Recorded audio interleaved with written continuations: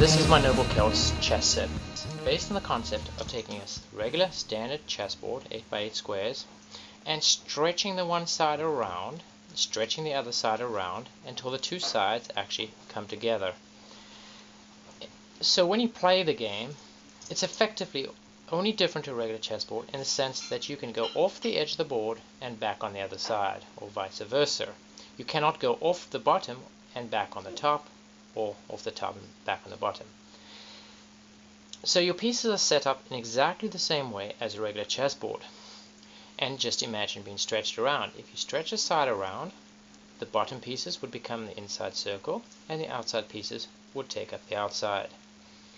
We went one step further, though, is we replaced the squares, rectangles, with circles, and then joined them on the diagonal with lines. These chess pieces are all different.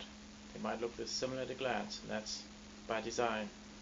But I actually carved these, the originals, and now these are cast in resin. So they're fairly heavy and have a Isle of Lewis chess set kind of look.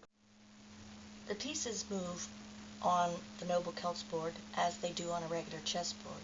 For example, your pawns would move out 1 or 2.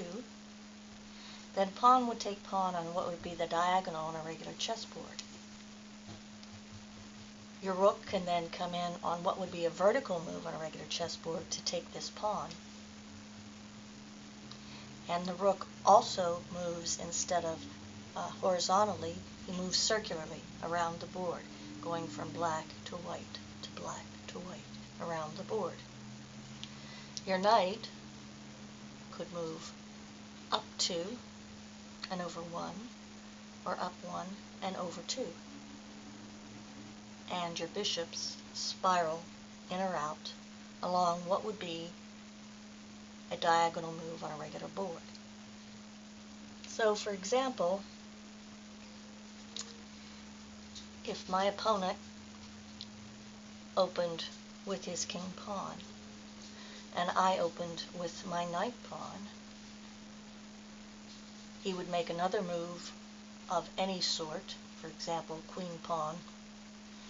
I could take my bishop and spiral all the way in and capture the queen in one move. So you see, Noble Celts could be a very tricky and very diabolical game to play.